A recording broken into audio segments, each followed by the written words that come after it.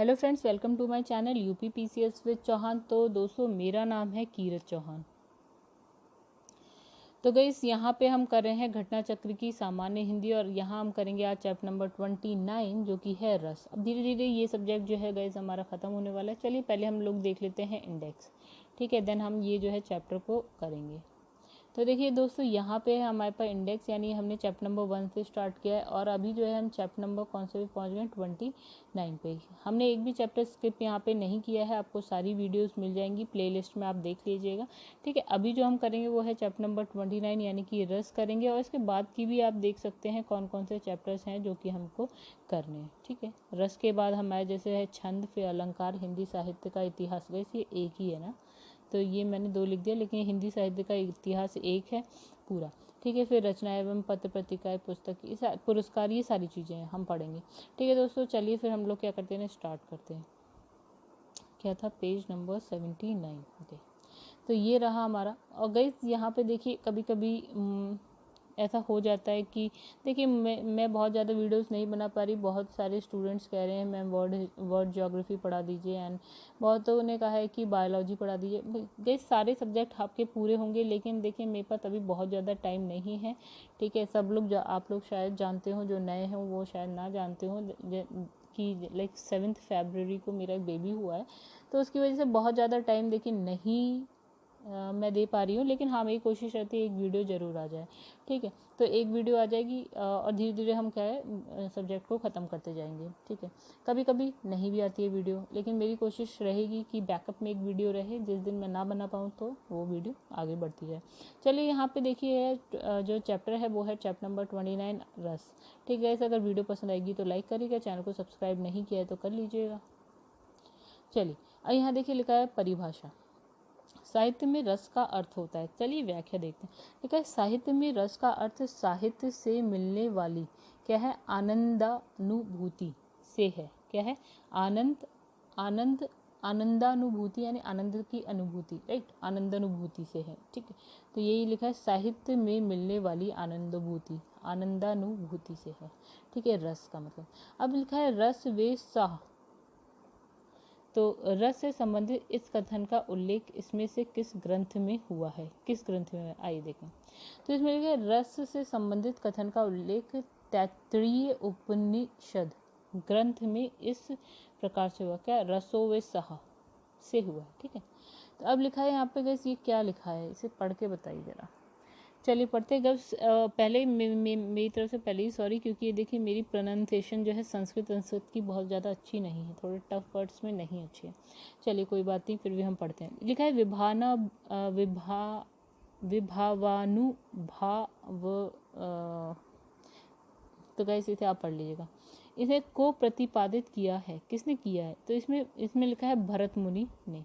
तो guys I am sorry, मैंने पहले ही सॉरी कह दिया था भैया, इसे पढ़ना मेरे लिए बहुत आसान नहीं है, और मैं गलत ही पढ़ूंगी, इससे अच्छा आप ही पढ़िए। तो गाइस यहाँ पे देखिए क्या लिखा है, नाट्य शास्त्र में भरत मुनि ने रस की व्याख्या करते हुए कहा है कि भाव्य विचारी संयोगादृशनिष्पत्ति, अर्थात विभाव, अनुभाव और व्यभिचारी भाव के संयोग से रस की निष्पत्ति होती है। इसके इस सूत्र में स्थायी भाव का उल्लेख नहीं है। भरत मुनि कृत नाट्य शास्त्र के अनुसार अनुभावों का विशेष उपयोग अभिनय की दृष्टि से ही होता है। भरत मुनि ने श्रृंगार, हास्य, करुण, रौद्र, वीर, भयानक, विभत्स, अद्भुत सहित कुल 8 रस को स्वीकार किया है, ठीक है। किन्ने किया है गाइस, भरत मुनि। कृत्य नाट्य शास्त्र के अनुसार की बात करी है, कितने रस, 8।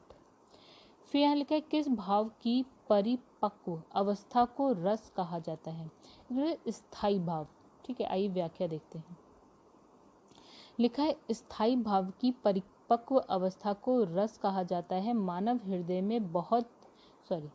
हृदय में कुछ भाव जन्म काल से ही स्थायी रूप से विद्यमान रहते हैं, जिन्हें हम क्या कहते हैं, स्थायी भाव कहते हैं। चलिए भरत मुनि ने रस सूत्र का विवेचन अपने किस ग्रंथ में किया है? तो गाइस अभी हमने पढ़ा नाट्य शास्त्र में किया है। चलिए, तो इसमें लिखा है कि भरत मुनि ने रस सूत्र का विवेचन अपने नाट्य शास्त्र नामक ग्रंथ में किया है। यह 36 अध्यायों में विभक्त ग्रंथ है। इसके छठे अध्याय में रस सूत्र और 7वें अध्याय में विभाग, अनुभाव, संचारी भाव, स्थायी भाव की व्याख्या की गई है। भरत मुनि ने, तो वैसे यहाँ लिखा है कि भरत मुनि ने भावों की कुल संख्या 49 माना है। इसमें 8 अनुभाव, 8 स्थायी भाव, 33 संचारी या आप कह सकते हैं व्यभिचारी भाव है। तो इन्हीं 8 स्थायी भावों के आधार पर रसों की जो संख्या है वो 8 मानी गई है। ठीक है, आगे इसमें लिखा है रस निरूपण के प्रथम व्याख्याता थे। कौन थे? आपके भरत मुनि थे, ये हम पढ़ चुके हैं। ठीक है, तो इसमें लिखा है रस निरूपण के प्रथम व्याख्याता कौन? भरत मुनि थे। आचार्य भरत मुनि ने ग्रंथ नाट्य शास्त्र में रस सूत्र का सिद्धांत दिया है, जिसके 4 प्रारंभिक व्याख्याता हैं। भट्ट, लोलट उत्पत्तिवाद, शंकुक अनुमितिवाद, भट्ट नायक भुक्तिवाद और अभिनव गुप्त अभिव्यक्तिवाद। फिर लिखा है वाक्य रसात्मक, इस यहाँ पे लिखा है वाक्य रसात्मक काव्यम कहने वाले आचार्य हैं। कौन है यहाँ पे? विश्वनाथ। तो इसमें लिखा है आचार्य विश्वनाथ ने अपने ग्रंथ साहित्य दर्पण में वाक्य रसात्मक काव्यम सूत्र वाक्य का प्रयोग किया है। रस को साहित्य की आत्मा मानने वाले वे पहले संस्कृत आचार्य हैं। फिर लिखा है सही विकल्प चुने। रस डैश ब्रह्म है, तो क्या है? आनंद स्वरूप। लिखा है कि रस आनंद स्वरूप ब्रह्म है। काव्य को पढ़ने सुनने से उत्पन्न होने वाली आनंद की अनुभूति को ही रस कहा जाता है। चलिए नेक्स्ट पे आ जाते हैं। इसमें लिखा है रसों की संख्या। भरत मुनि के अनुसार रसों की संख्या कितनी थी? तो 8 थी। ठीक है, आइए यहाँ पे लिखा है भरत मुनि के काव्य के आवश्यक तत्व के रूप में रस की प्रतिष्ठा करते हुए श्रृंगार, हास्य, रौद्र, करुण, वीर, अद्भुत, विभत्स तथा भयानक नामक 8 रसों का जो है स्पष्ट उल्लेख किया गया है। रस के अवयव, तो रस के कितने अंग हैं? तो इस कितने हैं? 4 हैं। आइए देखें तो कौन कौन से 4 हैं? भाव, विभाव, अनुभाव, संचारी भाव। लिखा है रस के अनुसार अपस्मार है। तो वह क्या? देखिए यहाँ पे हम इसे पढ़ते हैं। देखिए भरत मुनि ने रस में 33 संचारी भावों को मान्यता प्रदान की है, जो इस प्रकार हैं। तो गाइस यहाँ पे लिखा है संचारी भावों का एक प्रकार क्या है गाइस? अपस्मार। चलिए आइए देखें तो यहाँ पे लिखा है 33 संचारी भाव हैं। कौन कौन से? हर्ष, विषाद, त्रास, लज्जा, ग्लानि, चिंता, शंका, असूया, अमर्ष, मोह, गर्व, उत्सुकता, उग्रता, चपलता, दीनता, जड़ता, आवेग, निर्वेद, धृति, मति, बोध, वितर्क, श्रम, आलस्य, निद्रा, स्वप्न, स्मृति, मद, उन्माद, अवहित्या, अपस्मार। ये रहा आपका क्वेश्चन में जो था, व्याधि और मरण। ठीक है, आगे बढ़ते हैं। लिखा है रसों की संचारी भावों की कुल संख्या कितनी है? 33। अभी हमने ऊपर देख लिया। तो नेक्स्ट इसमें लिखा है निम्नलिखित में से किस विकल्प में स्थायी भाव दिए गए हैं? ठीक है, तो गैस इसमें लिखा है रति, शोक, उत्साह भाव। अभी हमने जो 33 देखे ना वही, तो इसमें लिखा है दिए गए, सॉरी दोस्तों एक मिनट। तो दोस्तों जो 33 थे वो आपके स्थायी भाव नहीं थे, वो संचारी भाव थे, तो ये अलग है। ठीक है, तो हमारा जो स्थायी भाव में इसने रति, शोक, उत्साह भाव, भय की बात करिए, ये स्थायी भाव है। और ये क्रमशः क्या है? श्रृंगार, करुण, वीर, भयानक रस के स्थायी भाव है। ठीक है, अब लिखा है रसों को उदित और उद्दी करने वाली सामग्री क्या कहलाती है? तो गाइस क्या विभाग कहलाती है। आइए व्याख्या देखें। तो व्याख्या में ऐसा कुछ नहीं है। और विभाग जो है दो भेद हैं, विभाग के दो भेद हैं। एक हो गया आपका आलंबन और दूसरा हो गया उद्दीपन। ठीक है, आगे बढ़ते हैं। अब लिखा है निम्नलिखित में से कौन सा स्थायी भाव नहीं है। ठीक है, तो इसमें से कौन सा स्थायी भाव नहीं है? विषाद नहीं है। चलिए, विषाद किसी भी रस का स्थायी भाव नहीं है, जबकि जुगुप्सा, विभत्स रस, फिर है निर्वेद, शांत रस, हास्य रस का स्थायी भाव है। इसमें लिखा है रस सामग्री किस विकल्प में दी गई है। तो यहाँ है विभाग, अनुभाव, संचारी भाव, स्थायी भाव, ये सारे हो गए। ठीक है, फिर इसमें लिखा है रस के अंगों को जो है रस सामग्री कहते हैं। इसके 4 अंग हो गए, स्थायी भाव, विभाग, अनुभाव, संचारी भाव। संचारी भाव को क्या है? व्यभिचारी भाव भी कहते हैं। फिर इसमें लिखा है अमर्ष क्या है? क्या है ये? एक संचारी भाव है। ठीक है, आइए देखें। तो इसमें लिखा है अमर्ष एक संचारी भाव है, व्यभिचारी या संचारी भाव स्थायी भाव का सहायक है, जो अनुकूल परिस्थितियों में घटते बढ़ते हैं। ये भरत मुनि ने जो संचारी भाव है उनकी संख्या कितनी बताई है? 33 बताई है। और ये सारे हम गए यहाँ पे देखिए 33 के 33 हम यहाँ पढ़ चुके थे। चलिए आइए फिर नेक्स्ट। फिर लिखा है भरत के रस सूत्र में निम्नलिखित में से किसका उल्लेख नहीं है। तो किसका उल्लेख नहीं है? स्थायी भाव का नहीं। आइए देखें, तो इसमें लिखा है कि भरत के रस सूत्र में स्थायी भाव का उल्लेख नहीं है। भरत मुनि के सर्वप्रथम रस का उल्लेख अपने प्रसिद्ध ग्रंथ किसमें? नाट्य शास्त्र में किया है। फिर लिखा है संचारी भाव की कुल संख्या कितनी है। तो गाइस कितनी है? 33 है। तो इसमें लिखा है देखिए स्थायी भाव की कुल संख्या 33 है। भरत मुनि ने अपने नाट्य शास्त्र में भावों की संख्या कितनी बताई है? 49, जिसे 33 संचारी या व्यभिचारी भाव और 8 जो है आपका है सात्विक और शेष 8 जो है वो स्थायी भाव है। ठीक है, फिर लिखा है जो भाव मन में केवल अल्पकाल तक संचरण करके चले जाते हैं उन्हें हम क्या कहते हैं? उन्हें हम बोलते हैं संचारी भाव। ठीक है, तो इसमें लिखा है जो भाव मन में केवल अल्पकाल यानी थोड़े समय तक क्या संचरण करते हैं और फिर चले जाते हैं उन्हें हम क्या बोलते हैं? संचारी भाव बोलते हैं। और दूसरे शब्दों में संचारी भाव आश्रय के मन में उठने वाले अस्थिर भाव है। इनकी संख्या कितनी होती है? 33 होती है। लिखा है विशेष रूप से जो भावों को प्रकट करते हैं उन्हें कहते हैं, उन्हें बोलते हैं हम विभाग। ठीक है, और ये 2 प्रकार के होते हैं, मतलब इनके 2 भेद होते हैं, आलंबन होता है और दूसरा होता है उद्दीपन। फिर लिखा है भाव, शांति भाव, संधि भाव, सबलता का संबंध भाव के किस भेद से है? तो किससे? संचारी भाव से है। ठीक है, तो इसमें लिखा है आश्रय के चित्त में उत्पन्न होने वाले अस्थिर मनोविकारों को संचारी भाव कहते हैं। संचारी भाव पानी के बुलबुले की भांति बनते हैं और बिगड़ते हैं। अतः स्पष्ट है कि भाव शांति, भाव संधि, भाव सबलता का संबंध जो है आपका संचारी भाव से है। चलिए नेक्स्ट क्वेश्चन पे आ जाते हैं हम लोग। लिखा है वाणी और अंगों के अभिनय द्वारा जो प्रकट होवे है वो क्या है? आपका अनुभाव है। तो भावों का अनुसरण करने वाले रस तत्व को अनुभाव कहते हैं। वाणी और अंग के अभिनव द्वारा जो प्रकट हो उसे हम बोलते हैं अनुभाव। फिर लिखा है रोमांच किस तरह का अनुभाव है? तो किस तरह का है? सात्विक। रोमांच सात्विक अनुभाव है। सात्विक अनुभावों की संख्या कितनी होती है? 8 मानी गई है। ठीक है, इसमें लिखा आलंबन और उद्दीपन विभाग के कारण उत्पन्न भावों को बाहर प्रकाशित करने वाले कार्य कहलाते हैं। क्या कहलाते हैं? अनुभाव कहलाते हैं। ठीक है, आगे बढ़ते हैं। इसमें लिखा है अनुभावों के कुल कितने भेद हैं? तो गाइस कितने हैं अनुभावों के? चलिए आइए देखते हैं।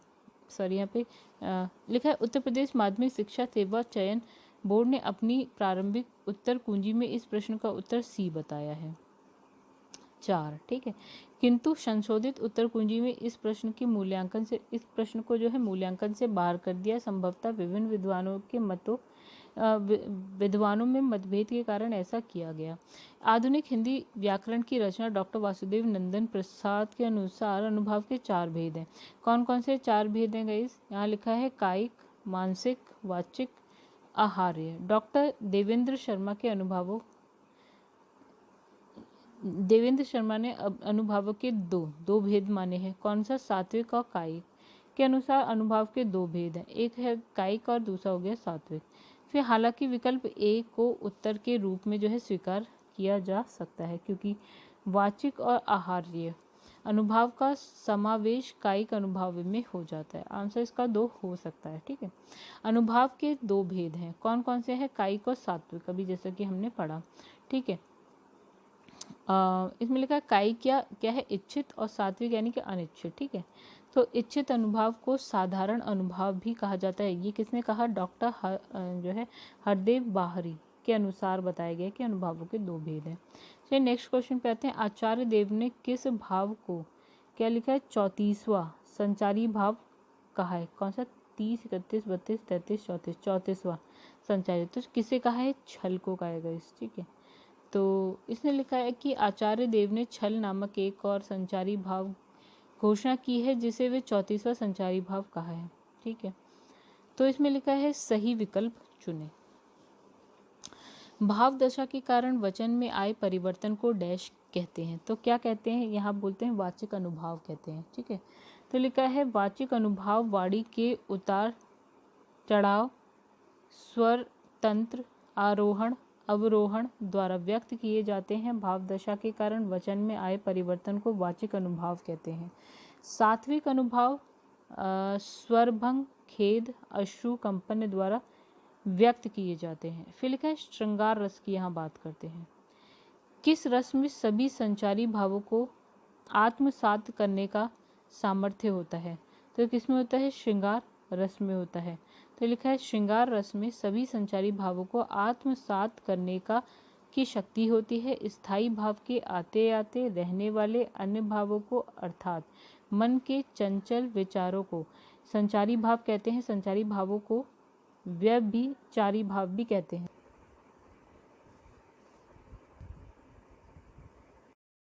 चलिए दोस्तों नेक्स्ट क्वेश्चन देखते हैं। यहाँ पे लिखा है किस रस को सभी रसों का अधिपति माना जाता है? हमारा आंसर है श्रृंगार रस। सभी रसों के श्रेष्ठतम रस यानी कि श्रेष्ठतम रस जो है श्रृंगार रस को माना जाता है। और इसके क्या होते हैं? दो भेद होते हैं, एक होता है संयोग श्रृंगार और दूसरा होता है वियोग श्रृंगार।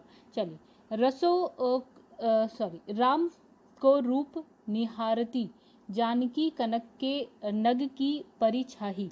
उपरोक्त पंक्ति में कौन सा रस है? तो गाइस यहाँ पे कौन सा रस है? श्रृंगार रस है, यानी कि कौन सा इसका ये क्या है? ये जो है संयोग श्रृंगार का उदाहरण है। किसका? संयोग। अभी हमने दो देखे थे, संयोग और वियोग, तो ये संयोग श्रृंगार का उदाहरण था। अब यहाँ पे लिखा है श्रृंगार रस के दो प्रकार होते हैं। कौन कौन से होते हैं? अभी हमने देखा, एक होता है संयोग रस, एक होता है वियोग रस। ठीक है, अब लिखा है नायक और नायिका के मन में संस्कार रूप में स्थित रति या फिर प्रेम जब रस की अवस्था को पहुंचकर आस्वादन के योग हो जाता है तो वे क्या? श्रृंगार रस कहलाता है। फिर इसमें संयोग रस और वियोग रस श्रृंगार रस के क्या है? दो भेद यानी कि प्रकार हैं। अब लिखा है किस रस को रस राज कहा जाता है? तो किसे कहा जाता है? श्रृंगार रस को कहा जाता है। ठीक है, अब यहाँ देखिए कि श्रृंगार रस को क्या है? रस राज कहा जाता है। इसे अध्यारस आदिरस भी कहा जाता है। महाराजा भोजराज ने श्रृंगार रस को रस राज की संज्ञा दी थी और इसका स्थायी भाव क्या? स्थायी भाव रति है। केशव, मतीराम और देव ने भी जो है श्रृंगार रस को रस राज की संज्ञा दी है। ठीक है, फिर नेक्स्ट जो है हमारा वो है श्रृंगार रस की स्थायी भाव है। कौन सा है? अभी हमने देखा रति, तो इसमें लिखा है श्रृंगार रस का स्थायी भाव रति अथवा प्रीति है। ठीक है, ये रति या प्रीति जो है विविध प्रकार की होती है, किंतु श्रृंगार का संबंध विशेष रूप से क्या है? दाम्पत्य रति से होता है। चलिए आगे बढ़ते हैं। फिर लिखा है मेरे तो गिरिधर गोपाल दूसरो ना कोई, जाके सिर मोर मुकुट मेरा पति सोई। ठीक, उपरोक्त पंक्ति में कौन सा मेरो पति सोई, तो उपरोक्त पंक्ति में कौन सा रस है? तो गाइस यहाँ पे है श्रृंगार रस है। फिर लिखा है प्रस्तुत पंक्तियों में, चलिए आगे बढ़ते हैं। यहाँ लिखा है प्रस्तुत पंक्तियों में श्रृंगार रस का वर्णन है। यह पंक्ति मीराबाई द्वारा रचित है, जिन्होंने श्री कृष्ण को पति के रूप में स्वीकार करते हुए इन पंक्तियों की क्या करी है? रचना करी। किसने? मीराबाई ने। अब लिखा है किस रस का संचारी उद्दीपन विभाग बादल की घटाएं, कोयल का बोलना, बसंत ऋतु आदि होता है? तो किसका? श्रृंगार का। चलिए गाइस आगे बढ़ते हैं, इसकी व्याख्या देखते हैं। लिखा है श्रृंगार रस का उद्दीपन विभाग बादल की घटाएं, कोयल का बोलना, बसंत ऋतु, उद्यान कुंज चंद्रिका नायक नायिका का प्रेम चेष्टाएं आदि है। आलंबन हर्ष, लज्जा, उत्सुकता आदि संचारी भाव है। चलिए आगे बढ़ते हैं। यहाँ लिखा है अखियां हरी दर्शन की भूखी, कैसे रहे रूप रस राची, ए बतियां सुनी रूखी। उपरोक्त पंक्ति में कौन सा रस है? तो गाइस यहाँ पे है वियोग श्रृंगार रस। तो वियोग श्रृंगार को प्रलंब श्रृंगार भी कहते हैं। पूर्ण राग, मान, प्रवास, करुणा इसके भेद हैं, जबकि रति इसका क्या है? स्थाई भाव है। फिर लिखा है हम बात करेंगे हास्य रस की। लिखा है हास्य रस का स्थाई भाव है। क्या होता है? हास्य। तो गाइस इसमें लिखा है हास्य रस का जो स्थाई भाव है वो हो गया हास्य में भद्दा वेश, भद्दी आकृति, इसके आलंबन, विकृति, चेष्टा, विकृति और चेष्टा इसके उद्दीपन भाव हैं। चलिए आगे बढ़ते हैं। लिखा है कि विंध्य के बासी उदासी, तपोव्रतधारी, महा बिनु नारी दुखारे। उपरोक्त पंक्ति में कौन सा रस है? तो यहाँ पे है हास्य रस। इस पंक्ति का अर्थ क्या है कि विंध्य के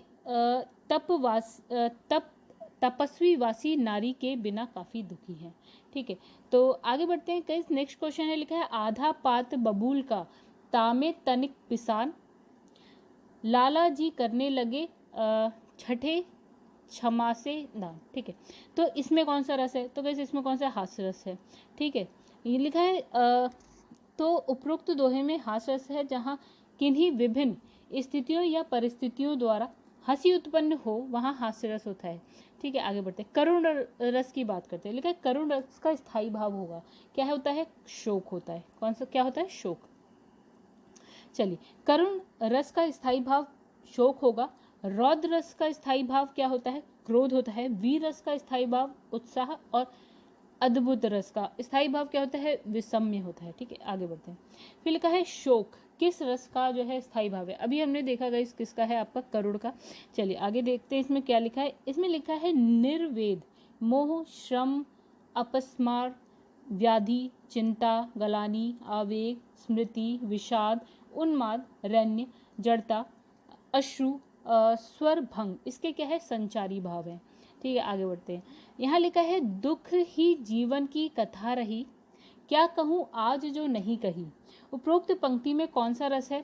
तो यहाँ पे है करुण रस। ठीक है, अब लिखा है यह पंक्ति सूर्यकांत त्रिपाठी निराला कृत सरोज स्मृति से है। ठीक है, फिर नेक्स्ट क्वेश्चन है क्वेश्चन नंबर 45। क्या है गाइस? ये बहुत बड़ा लिखा है। इसमें लिखा है अभी तो मुकुट बांधा था माथ, हुए कल ही हल्दी के हाथ, खुले भी ना थे लाज के बोल, खिले थे चुम्बन शून्य कपोल, हाय रुक गया यही संसार, बना सिंदूर अनल अंगार, वात हत लतिका वह सुकुमार, पड़ी है छिन्नाधार में निहित रस है। तो गाइस इसमें कौन सा रस है? करुण रस है। अत्यंत दुखद घटना या प्रसंग के निरूपण से करुण रस की उत्पत्ति होती है। करुण रस का स्थायी भाव शोक है। इसमें लिखा है मूर्छित होकर गिर पड़ा, रोना, हाय भरना आदि इसके क्या है? अनुभव होते हैं। अब हम बात करेंगे यहाँ पे वीर रस की। तो गाइस यहाँ पे लिखा है इसका स्थायी भाव क्या होता है? हमने ऊपर ही पढ़ा था, उत्साह होता है इसका। ठीक है, आइए इसमें देखते हैं। वीर रस का स्थायी भाव तो उत्साह हो गया। वीर रस के 4 भेद हैं, एक है युद्धवीर, एक है दानवीर, धर्मवीर, दयावीर। चलिए आगे बढ़ते हैं नेक्स्ट क्वेश्चन पे। यहाँ लिखा है वीरों का कैसा हो बसंत से किस रस की सृष्टि होती है। तो यहाँ पे हो गया वीर रस की। तो वीर रस, वीरों का कैसा हो बसंत कविता में भारतीय इतिहास के वीर पुरुषों घटनाओं का नाम लेकर लंका और कुरुक्षेत्र का स्मरण कर त्रेता और द्वापर युग की वीरता के महत्व का वर्णन करते हुए यह स्पष्ट किया है कि बसंत पर्व को रक्त पर्व के रूप में मनाया जाना चाहिए। अतः स्पष्ट है कि उपरोक्त पंक्ति में वीर रस है। कौन सा? वीर रस। चलिए नेक्स्ट देखते हैं। यहाँ पे लिखा है वीर तुम बढ़े चलो, धीर तुम बढ़े चलो, सामने पहाड़ हो कि सिंह की दहाड़ हो, मैं वीर रस का स्थायी भाव क्या है? तो गाइस यहाँ पे है उत्साह रस होता है। वीर का स्थायी भाव क्या? उत्साह होता है। अब लिखा है वीर तुम, ये जो पूरी पंक्ति है जिसका स्थायी भाव क्या है? उत्साह होता है। जबकि श्रृंगार का स्थायी भाव हमने देखा था रति होता है, और हास्य का स्थायी भाव क्या होता है? हास होता है। नेक्स्ट पे आते हैं। अब लिखा है किस रस का संचारी भाव उग्रता, गर्व, हर्ष आदि ये सब होता है, तो किसका होता है, वीर रस का होता है। अब इसने कहा यहाँ पे कि वीर रस का स्थायी भाव उग्रता, गर्व, हर्ष आदि होता है, यही उत्साह नामक स्थायी भाव का जागृत करते हैं, फलतः वीर रस का की निष्पत्ति होती है। ठीक है, तो आगे बढ़ते हैं गाइस नेक्स्ट क्वेश्चन पे। इसमें लिखा है कि चमक उठी सन 57 में वो तलवार पुरानी थी, रस में भेद है, कौन सा, वीर रस। तो इसमें लिखा है चमक उठी सन 57 में तलवार पुरानी थी, वाक्य में वीर रस का प्रयोग हुआ है। वीर रस का स्थायी भाव क्या होता है, उत्साह। चलिए नेक्स्ट भी देख लेते हैं, उत्साह किसका स्थायी भाव है, तो गाइस अभी हमने देखा है वीर रस का। चलिए इसकी व्याख्या में कुछ है तो देख लेते हैं। तो इसमें लिखा है करुण रस का स्थायी भाव क्या होता है, शोक, हास्य का होता है हास, और श्रृंगार रस का होता है रति। चलिए फिर हम आगे बढ़ते हैं, रौद्र रस की बात कर लेते हैं। तो इसमें निम्नलिखित पंक्तियों में कौन सा रस है बताना है। चलिए पंक्तियां भी पढ़ लेते हैं। लिखा है सुनत लखन के बचन कठोरा, परसु सुधारी धरेऊ कर घोरा, अब जनी देऊ दोष मोही लोगू। फिर लिखा है कटुवादी बालक वध जोगू। तो गाइस इसमें कौन सा रस है, तो इसमें है रौद्र रस हो गया। अब लिखा है प्रश्नगत पंक्तियों में रौद्र रस की जो है अभिव्यक्ति होती है, क्रोध जो है रौद्र रस का क्या होता है, स्थायी भाव होता है, क्या होता है, क्रोध। ठीक है, आगे बढ़ते हैं, क्रोध किस रस का स्थायी भाव है, तो अभी हमने देखा रौद्र का है। ठीक है, इसमें लिखा है उग्रता, अमर्ष, चंचलता, आवेग, स्मृति, श्रम, असूया, मद, उद्वेग, इसके क्या है, संचारी भाव है। चलिए नेक्स्ट पे आते हैं। इसमें लिखा है बौरव सबे रघुवंश कुठार की धार में 12 बजी शर्त थी, वान की वायु उड़ाव के लक्षण लच करो अरिह सम रथ ही, जो भी है इस थोड़ा बहुत मेरी प्रोनाउंसिएशन इतनी अच्छी नहीं है, बहुत संस्कृत में लाइक जो भी संस्कृत की या बहुत टफ हिंदी जो होती है उसकी। ठीक है, तो ये है, तो इसमें लिखा है इस काव्य पंक्तियों में कौन सा रस है, तो गाइस यहाँ पे कौन सा है, रौद्र रस है। आगे बढ़ते हैं, तो गाइस इसमें ये लिखा है ये है पंक्तियाँ सीता स्वयंवर में धनुष भंग के प्रसंग में परशुराम जी से ने कहा। ठीक है, सीता स्वयंवर में कहा था, किसने, परशुराम जी ने कहा था। अब नेक्स्ट आ गया, जो तुम्हारा अनुशासन पावो, कंदुक एवं ब्राह्मण उठावो, कांचो घट डारो फोरी, रोको मेरू मुलक जिमी तोरी। तो इसमें कौन सा रस है, तो गाइस फिर से इसमें है रौद्र रस है। ठीक है, तो चलिए आइए व्याख्या भी देख लेते हैं। तो गाइस इसमें क्या है, कौन सा है, रौद्र रस का स्थायी भाव क्या होता है, क्रोध होता है, आपका शत्रु, दुष्ट व्यक्ति, समाज द्रोही, खलनायक आदि इसमें आलंबन विभाग होते हैं, और इनके कार्य चेष्टाएं उद्दीपन, इसमें आंखें लाल होना, दांत पीसना, होठ काटना, अस्त्र शस्त्र उठाना आदि इन रस के क्या है, अनुभव होते हैं, क्या है, अनुभव। ठीक है, रौद्र रस की स्थायी भाव क्या होता है, अभी हमने देखा क्या होता है, क्रोध होता है। इसमें लिखा है मुखमंडल पर लालिमा, आंखें तरेरना, दांत पीसना, होठ चबाना आदि इसके क्या है, अनुभव होते हैं। अब आता है भयानक रस। ठीक है, तो लिखा निम्नलिखित पंक्तियों में कौन सा रस है, तो एक और अजगर रही लखी, एक और मृगराय, विकल बटोही बीच ही, परियो मूर्छा खाए। ठीक है, इसमें कौन सा रस है बताना है, तो इसमें है आपका भयानक रस। ठीक है, तो इसमें लिखा उपरोक्त पंक्ति में भयानक, किसी भयानक दृश्य को देखने से उत्पन्न भय की परिपक्वावस्था को भयानक रस कहते हैं। इसका स्थायी भाव क्या हो गया, भय हो गया। अब लिखा है विभत्स, तो विभत्स रस का स्थायी भाव क्या है, तो गाइस इसका है जुगुप्सा। चलिए आइए इसमें व्याख्या देख लेते हैं। विभत्स रस का स्थायी भाव हो गया जुगुप्सा। ठीक है, जब जुगुप्सा नामक स्थायी भाव विभाग आदि भावों की परिपक्वता होती है तब यह रस उत्पन्न होता है। शोक करुण रस का स्थायी भाव है, इसी प्रकार विषम्य अद्भुत रस का जो है स्थायी भाव है। फिर लिखा है किस रस का स्थायी भाव, जुगुप्सा है, तो गाइस अभी हमने देखा भयानक, और किसका है, विभत्स रस का। ठीक है, आगे बढ़ते हैं, तो यहाँ पे और कुछ नहीं है। इसमें लिखा है कि फाड़ी खनन शव आंतड़ियाँ, रुधिर मवाद निकारी, लेपति अपने मुखनी पे, हर्षी प्रेतगन नारी। तो इसमें कौन सा स्थायी भाव है, तो कौन सा है, जुगुप्सा, किसका है गाइस ये? तो यहाँ पे देखिए जुगुप्सा और यहाँ लिखा है घृणा, इसका मतलब है। अब लिखा है जहाँ तह मज्जा मांस रुचिर लखी परत बगारे, जित जित छिटके हाथ सेतु कहू कहू रत्नारे। तो इस अवतरण में है क्या है भाई, इसमें है विभत्स रस, ठीक है। तो गाइस ये एक बार और मैं नहीं पढ़ूंगी, ठीक है, तो आप पढ़ लीजिए। उपरोक्त अवतरण में विभत्स रस है, विभत्स रस का स्थायी भाव क्या हो गया आपका, जुगुप्सा हो गया, यानी कि घृणा होता है। चलिए अद्भुत रस भी देख लेते हैं। यहाँ पे क्या लिखा है, लिखा है कि अद्भुत रस का स्थायी भाव है। तो गैस क्या है इसमें, अब यही बचा है विस्मय, तो विस्मय ही होगा। तो गैस अद्भुत रस का जो स्थायी भाव है वो है विस्मय, किसी विचित्र और अद्भुतपूर्ण असाधारण वस्तु को देखकर हृदय में जो अचरज का भाव प्रकट होता है उससे मतलब उसे आश्चर्य कहते हैं, ठीक है। तो यहाँ पे लिखा है राग है कि रूप है कि रस है कि जस है कि तन है कि मन है कि प्राण है कि प्यारी है। ओके, उपरोक्त पंक्ति में कौन सा रस है, तो गाइस कौन सा है, अद्भुत रस है, राइट। आगे बढ़ते हैं। लिखा है विस्मय और आश्चर्य किस रस का स्थायी भाव है, तो अभी हमने पढ़ा अद्भुत रस का। चलिए नेक्स्ट पे आ जाते हैं। इसमें लिखा है केशव कही ना जाए का कहिए, देखत तव रचना विचित्रति समुझी मनहिए मन रहिए, ठीक है। तो गाइस इसमें कौन सा उपरोक्त मतलब ये लिखा है उपरोक्त पंक्तियों में है व्हाट, क्या है, अद्भुत रस है। चलिए आगे बढ़ जाते हैं। तो उपरोक्त पंक्तियां तुलसीदास कृत विनय पत्रिका से उद्धृत है, जिसमें आश्चर्य का भाव प्रतीत होता है, अतः इन पंक्तियों में अद्भुत रस है। तो गाइस अब नेक्स्ट भी देख लेते हैं, तो वो हम पढ़ेंगे, अब शांत रस की बात करेंगे। तो यहाँ पे लिखा है सही विकल्प बताइए।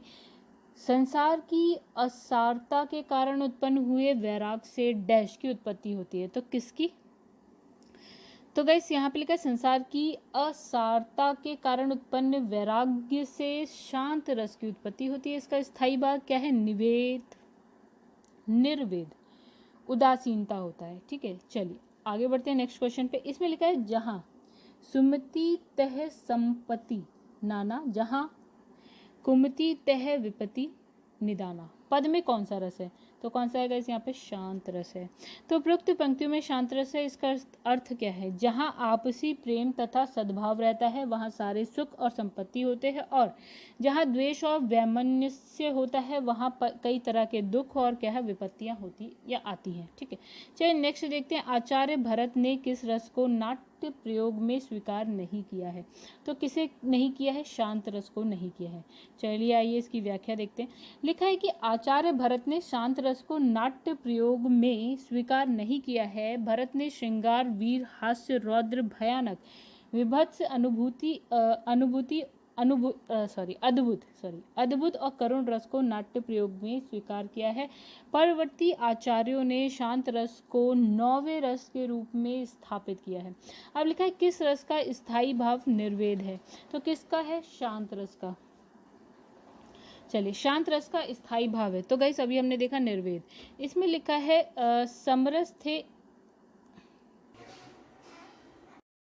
तो गाइस नेक्स्ट क्वेश्चन है, यहाँ पे लिखा है समरस थे जड़ या चेतन सुंदर साकार बना था। फिर यहाँ लिखा चेतनता एक विलसती आनंद अखंड घना था, ठीक है। इसमें कौन सा रस है, तो गाइस यहाँ आंसर है ये शांत रस है।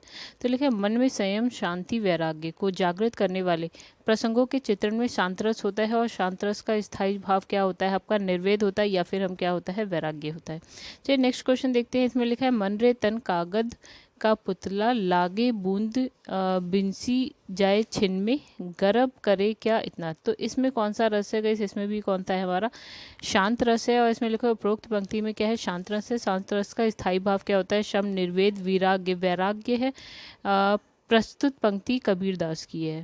चलिए नेक्स्ट क्वेश्चन पे आते हैं। यहाँ पे तो यहाँ पे है वात्सल्य रस की बात कही गई है। तो यहाँ पे एक निर्देश दिया है जिसमें लिखा है दिए गए पदांश को पढ़कर निम्नलिखित के सही विकल्प छाटिए, ठीक है। तो चलिए आइए पढ़ें। यहाँ पे लिखा है वर दंत की पंक्ति